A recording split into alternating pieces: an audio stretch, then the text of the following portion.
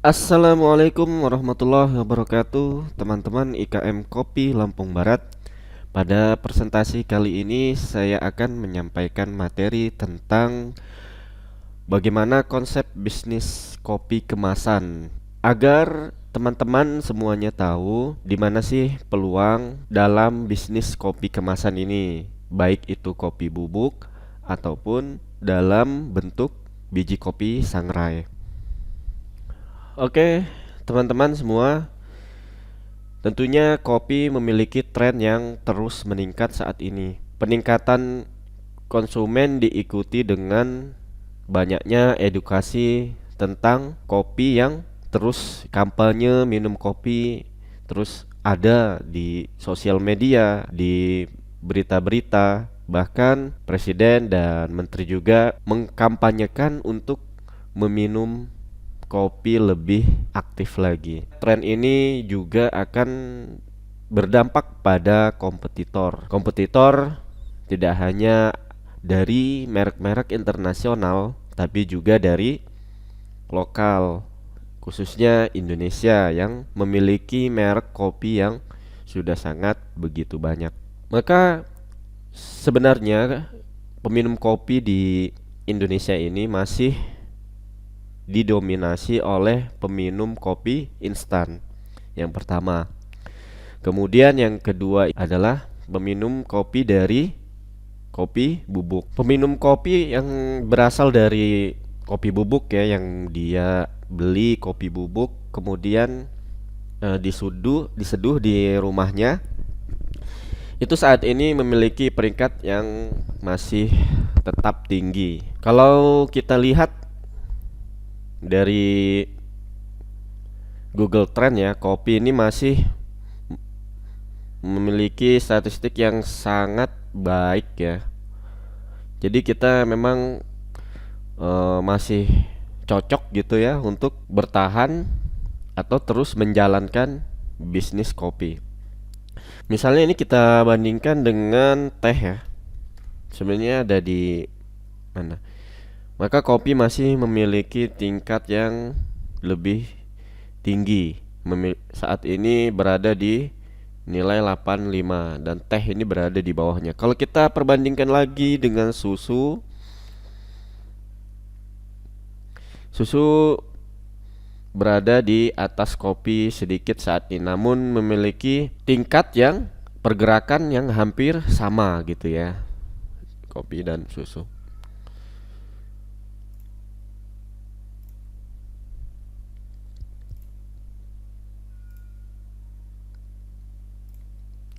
Namun jika kita membandingkan kopi bubuk dengan kopi bubuk ya, di sini misal bubuk,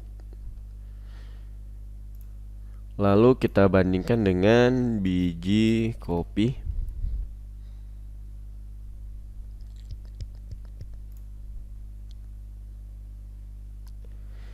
ini juga memiliki tingkat yang pergerakan yang hampir sama.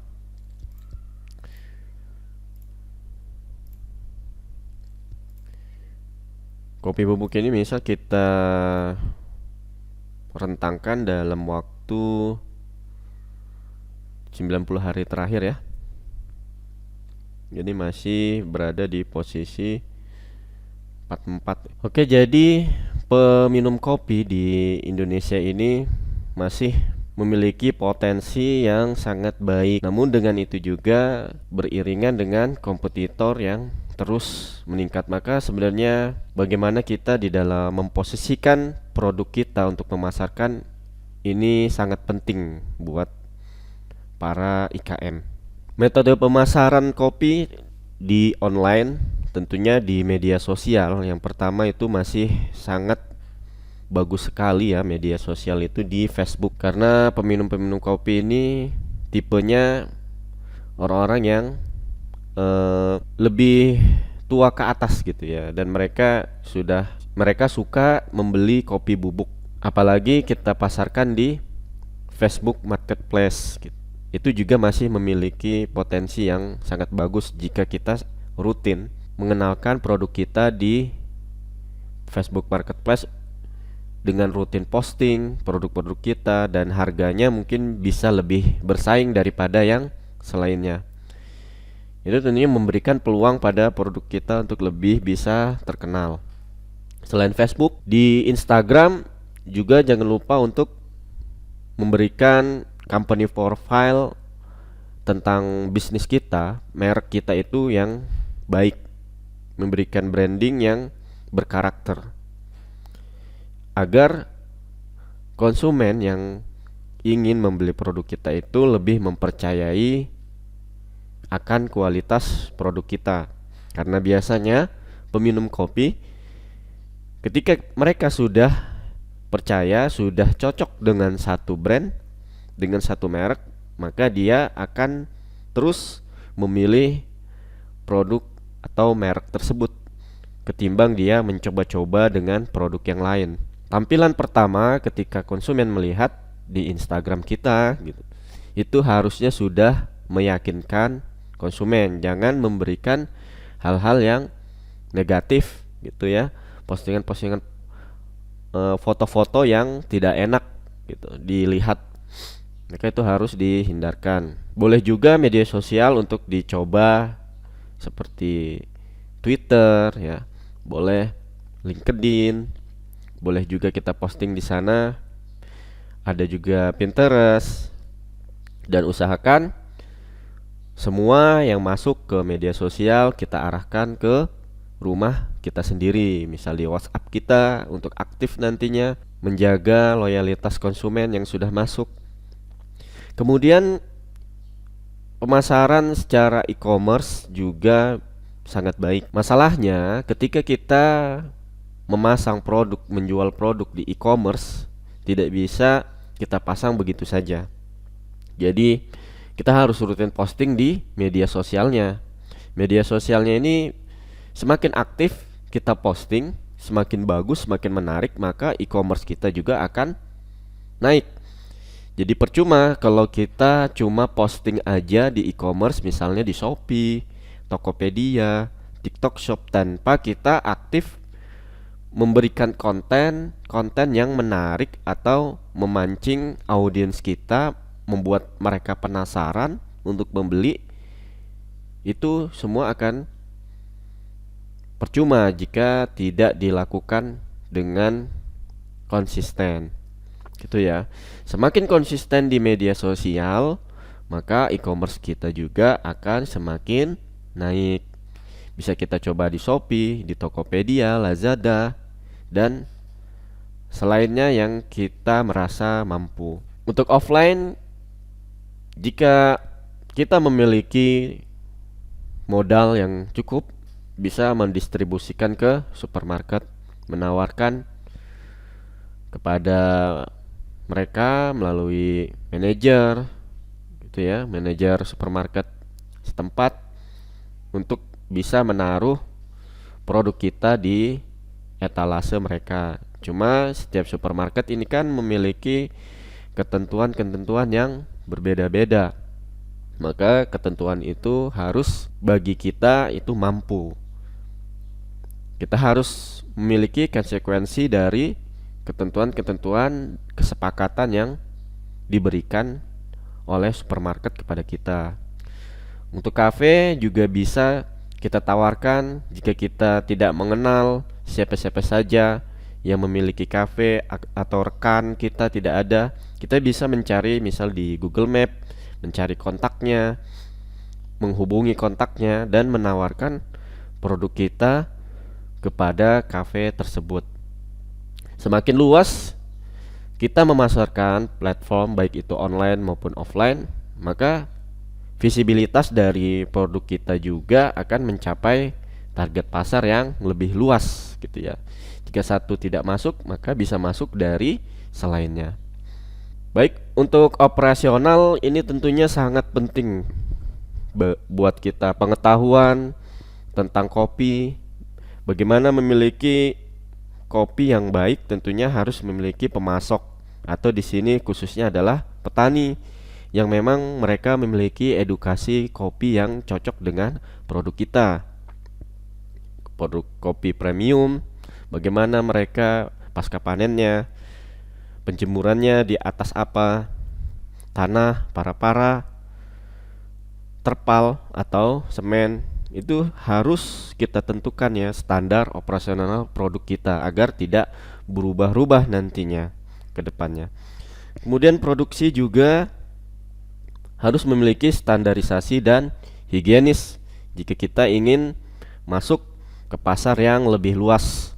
Karena di saat ini pembeli konsumen itu sudah sangat kritis karena banyaknya konten-konten edukasi mungkin ya di sosial media yang banyak masuk kepada mereka, sehingga mereka harus lebih memfilter lagi tentang makanan dan minuman yang akan mereka konsumsi. Maka semakin bagus operasional produksi kita, akan semakin dicintai dan memiliki loyalitas pelanggan kita nantinya.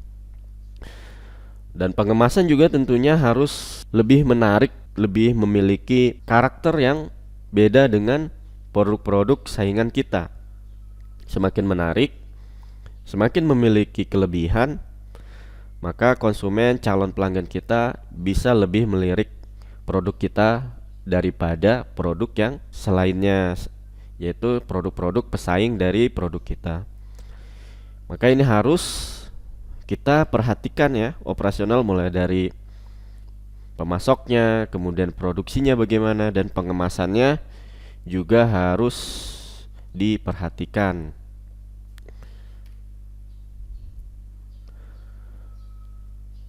Teman-teman IKM juga harus memperhatikan masalah keuangan. Jadi seperti harga jual kopi produk kita itu sampai ke tangan konsumen itu berapa gitu. Jangan sampai teman-teman hanya menerka-nerka harga jual, apalagi membandingkan dengan harga jual pesaing dan kita menurunkan harga di bawahnya. Jangan-jangan teman-teman tidak mendapatkan untung atau mendapatkan untung yang sangat tipis sekali. Jika kita mau target itu sangat membutuhkan jumlah yang begitu banyak gitu. Maka kita harus menghitung bagaimana harga dari kopi kita ini sesuai dengan biayanya. Saya sudah menyiapkan untuk menghitung harga dari sebuah produk. Misalnya kita mau membuat kopi premium 250 gram sebanyak 1 kilo ya. Lalu apa saja biaya material yang dibutuhkan? Misalnya green beansnya premium ya, yang kualitas grade-nya premium gitu ya. Kemudian kita butuh untuk 1 kilo ini, berarti green beansnya berapa? Ada penyusutan kan, 30% berarti sekitar 1.300 ya. Satuannya kita tulis di sini gram. Oke, berarti harganya berapa? 1,3 kilo gram kopi. Misalnya teman-teman, walaupun ini dari kebun sendiri, harus tetap kita jual lebih mahal ya daripada kita jual di tengkulak gitu. Karena kan ini untuk kita sendiri. Jadi kita jangan sampai menghitung biji kopi ini lebih murah daripada tengkulak. Misalnya tengkulak menerima harga saat ini 40.000. Grade premium ya, berarti mungkin karena udah disortir gitu ya. Karena udah disortir, mungkin ini sekitar 48.000 lah ya. Sekitar 48.000 udah disortir jadi grade 1 gitu kan. Kita kali 1,3. Berarti modalnya untuk green beans adalah 62.400. Dan apalagi kemasan butuh 4 kemasan dalam 1 kilo. Piece aja kita tulis. Oke, 1 kemasan ini harganya berapa? Kita hargakan dengan stiker ya, itu sekitar 2000, 2500 misalnya ya. Mungkin teman-teman juga punya harga sendiri supplier yang lebih murah gitu misal, atau mungkin kualitas kemasannya lebih baik bisa lebih mahal dari ini. Itu nantinya tergantung teman-teman ya ngisinya. Kemudian biaya lainnya ya. Biaya lainnya apa? Misal listrik. Menurut pengalaman saya untuk listrik ini, misalnya 1 kilo ya, ini sekitar 500 ya. Kalau teman-teman punya pengalaman yang lain di dalam menghitung ini, bisa terserah teman-teman ya, dinilai berapa untuk biayanya ini. Kemudian gas. Dan menurut pengalaman saya juga ketika pernah menghitungnya itu sekitar 3000 ya per kilo gas ini habisnya. Oke, kemudian juga karyawan. Setelah itu karyawannya ya. Karyawan ini misal operasional untuk apa? Untuk sangrai. Oke ya, untuk sangrai.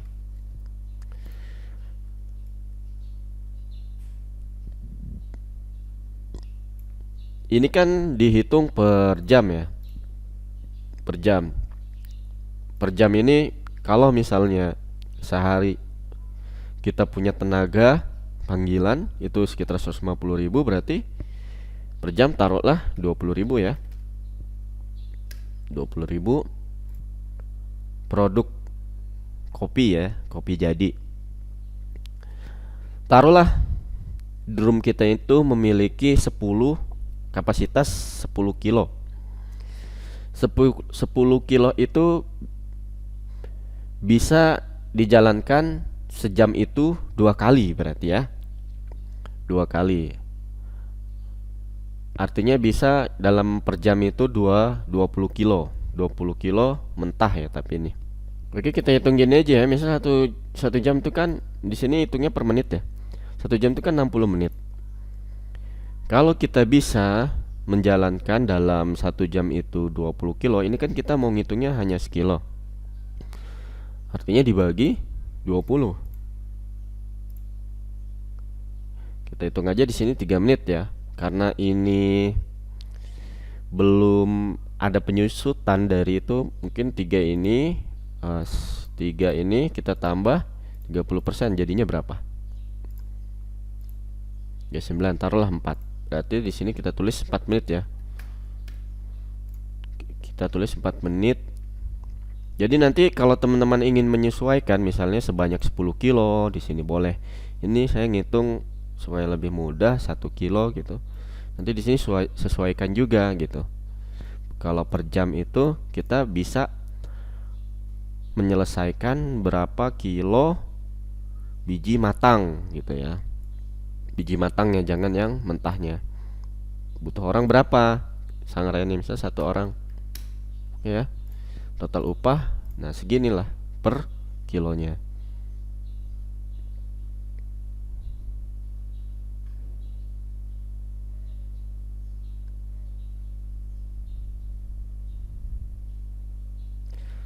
Akhirnya di sini kita bisa mendapatkan kesimpulan dari biaya materialnya ya. Biaya materialnya itu sekitar 65.000. Total biaya lainnya 3.500. Jika teman-teman di sini ada biaya lainnya gitu ya, ditambah aja.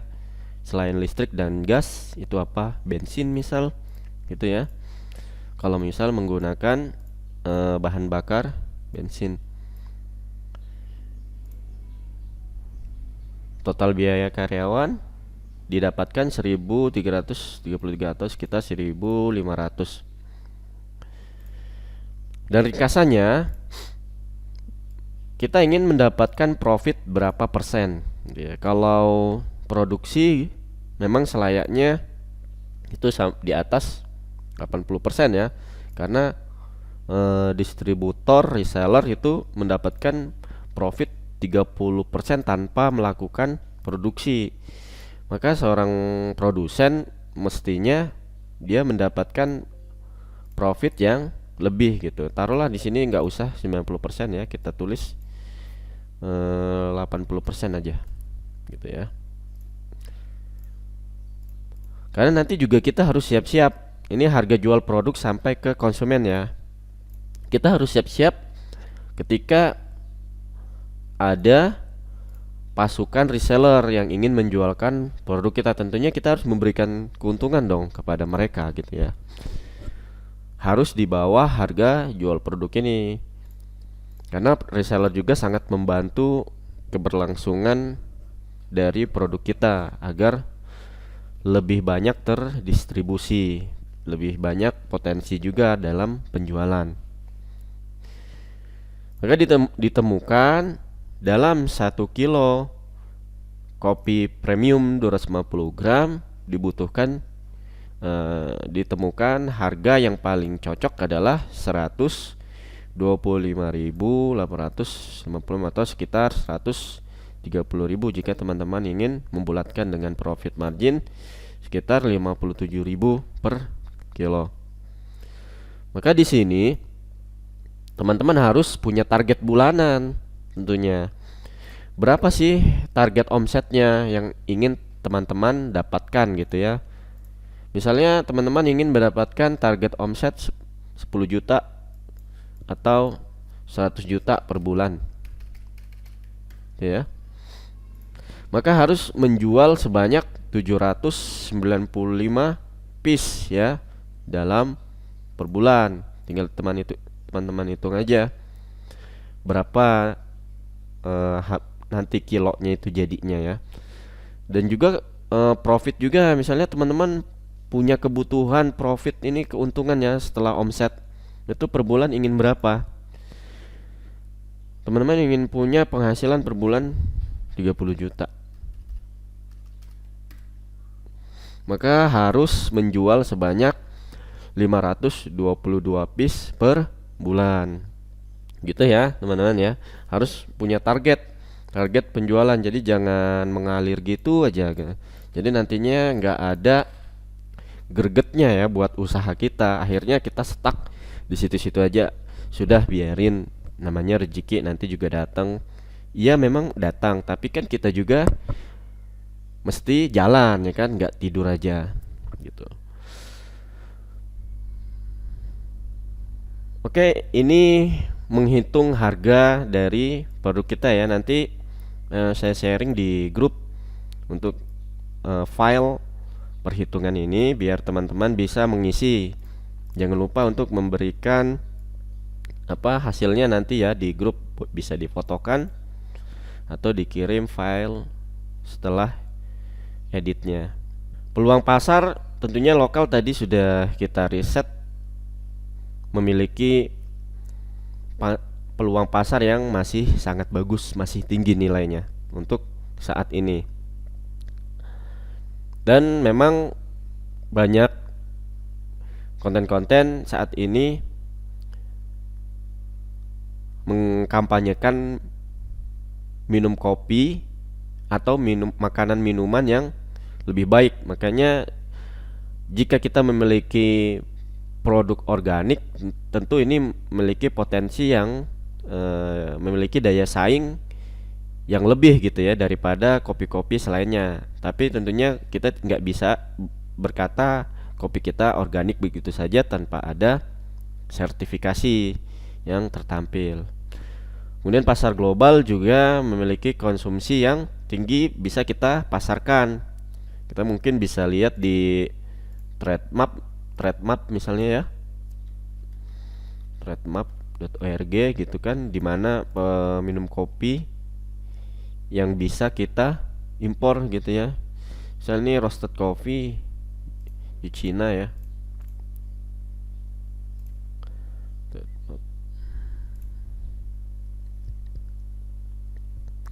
Di sini misal kita cari roasted coffee ya, kopi biji matang. Kemudian kita lihat nih regionnya, ini bisa terlihat regionnya di mana saja yang cocok gitu ya.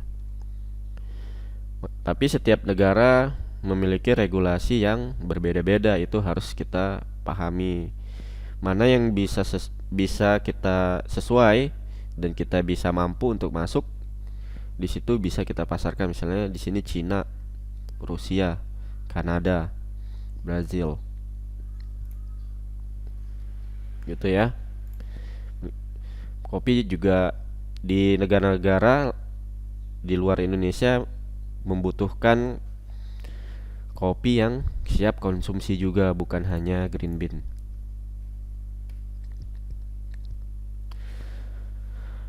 Resiko dan mitigasi dari produk kita, tentunya kita harus terus mempertahankan kualitas produk ya, dengan menetapkan standar operasional produk kita. Jadi jangan sampai keluar dari standar operasional produk agar kualitasnya tidak berubah-ubah. Karena persaingan saat ini di bidang kopi yang sangat cepat gitu ya. Bahkan inovasinya juga terus berubah. Yang kalau kita mengikuti tentunya tidak akan habisnya. Maka kita harus terus menjaga konsumen-konsumen kita yang sudah mengenal produk kita untuk tetap bertahan membeli produk atau merek dari produksi kita sendiri.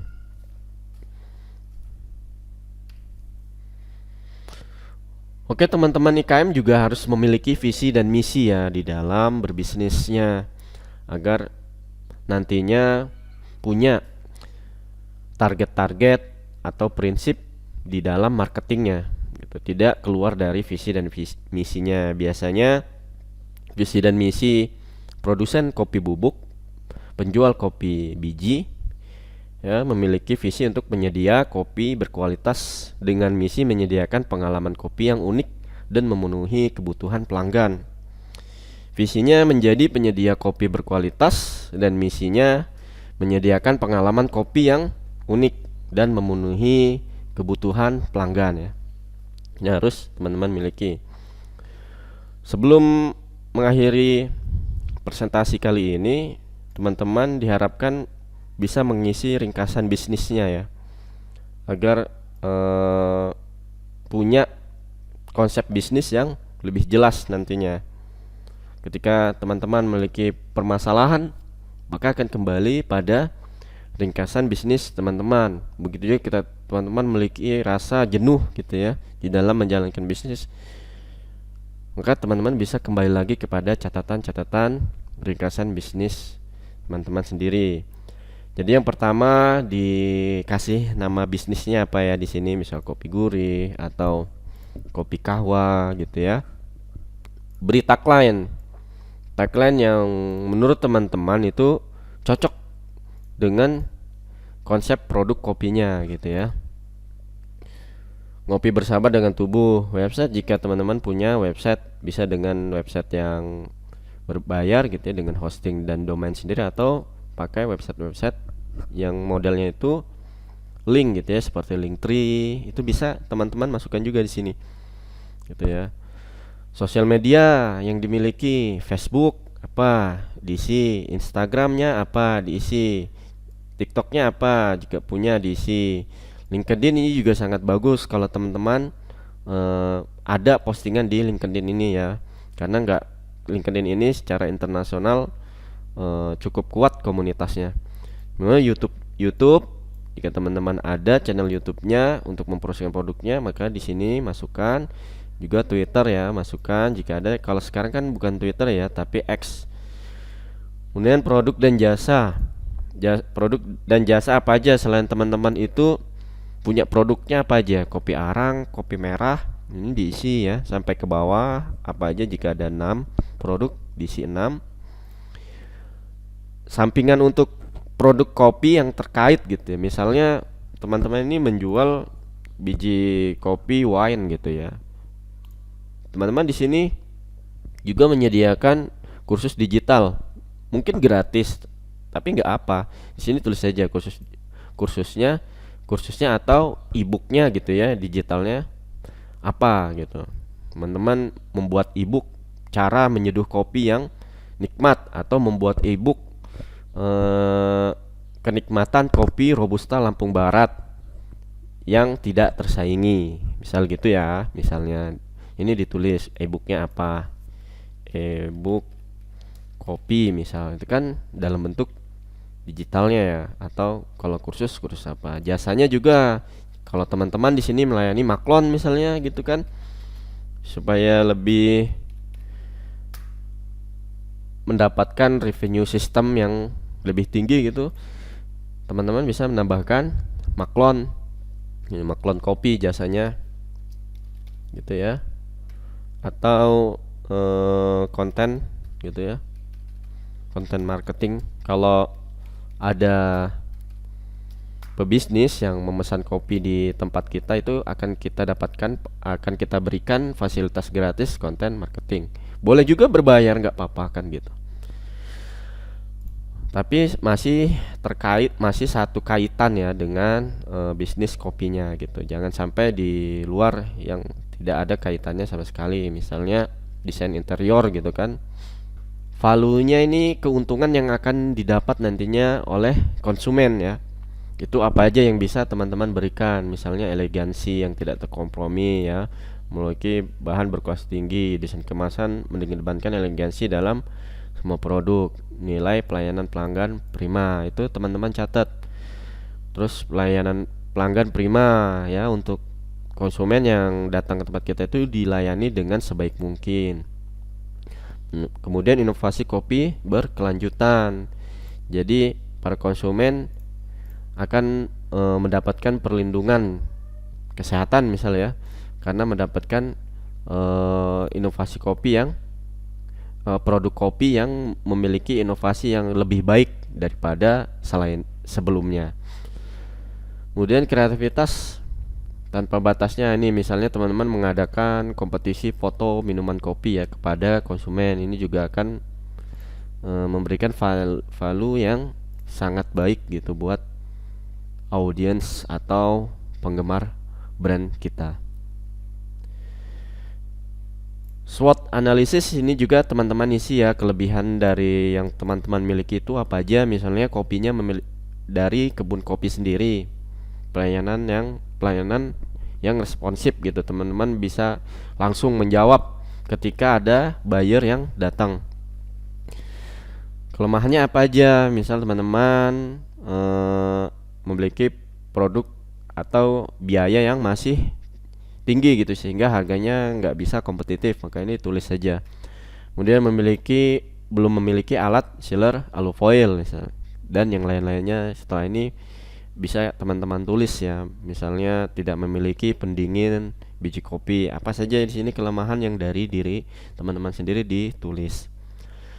Kemudian juga peluang teman-teman ini apa aja.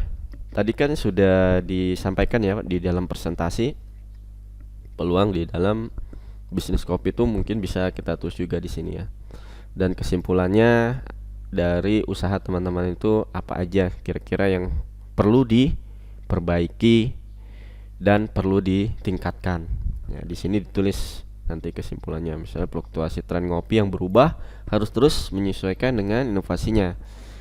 Ya, kemudian target audience juga perlu ya, supaya teman-teman tidak salah di dalam membuat konten marketingnya nantinya. Misalnya konten-konten di Instagramnya. Makanya teman-teman IKM yang udah saya buatkan ya konten marketing itu, setiap IKM memiliki karakter yang beda-beda gitu kan. Memiliki karakter yang beda-beda gitu kan. Misalnya kopi kahwa memiliki karakter yang kopi kuat, maka konten-kontennya itu menggambarkan sesuatu yang kuat. Terus ada juga misal kopi Shinji ya, kebangkitan.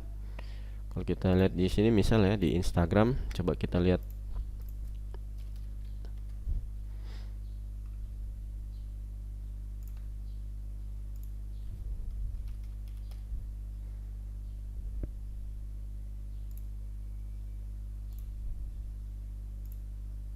Nah, misal kopi Shinji gitu ya, dengan temanya ini brandingnya kesemangatan, perjuangan, maka semua kontennya itu berkarakter seperti itu gitu. Jadi target audiensnya itu memang orang-orang yang nantinya eh, ingin memiliki kesemangatan gitu ya, dan bangkit yang lebih kuat lagi gitu, seperti kopi yang selalu memberikan kesemangatan pada peminumnya. Gendernya apa? Laki-laki dan wanita, umurnya kira-kira berapa?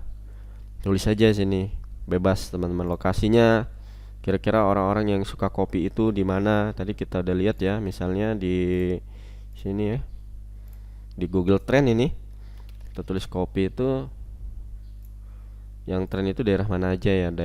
Daerah Yogyakarta ya, DKI Jakarta, Banten, Jawa Barat. Itu ditulis saja supaya bisa nantinya menargetkan lokasi pemasaran kita atau iklan kita gitu. Pendidikannya kira-kira apa, ada yang di bawah SMA minum kopi, beli kopi bubuk gitu. Ini maka harus diperhatikan level pendapatannya kira-kira berapa ya. Terus pekerjaan yang tepat untuk peminum kopi kita itu apa? Profesional, karyawan tetap, PNS, boleh kalau teman-teman memiliki kriteria lain ya.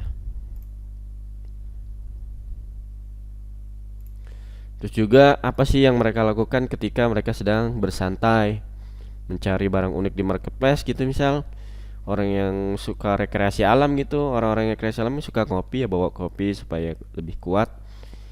Kalau punya referensi lain, teman-teman juga bisa mengisinya selain ini ya.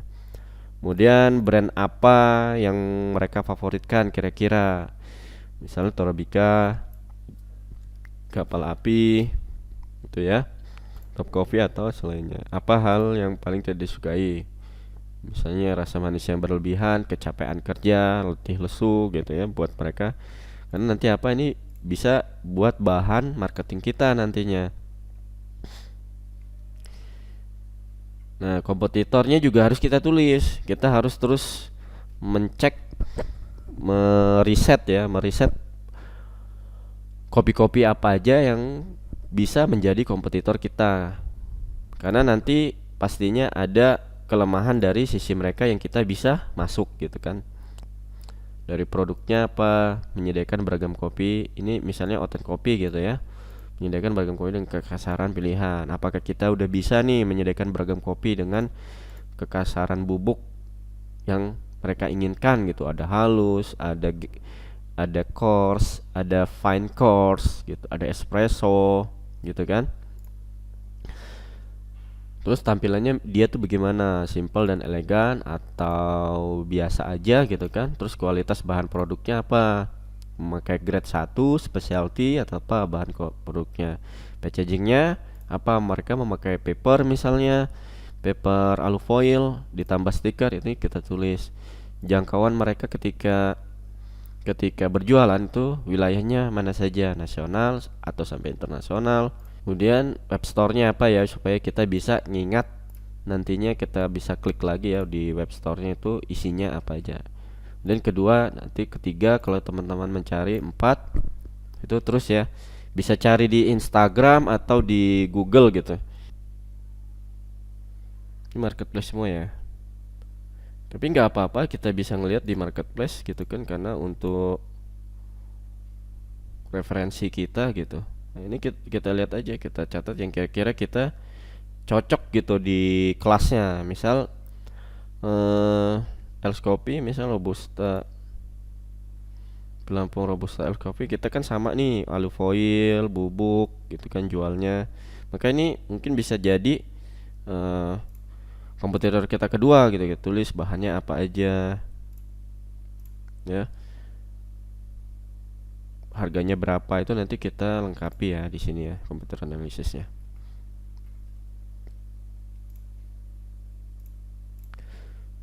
Oke baik, sampai sini saja presentasi kali ini. Jangan lupa teman-teman untuk mengisi draft dari bisnis analisisnya dan harga kopi, perhitungan harga kopi yang tadi sudah kita contohkan, yang sudah saya contohkan tadi ya. Maka teman-teman isi semua itu, jangan lupa bisa difoto atau dikirimkan file jadinya di grup. Terima kasih. Wassalamualaikum warahmatullahi wabarakatuh.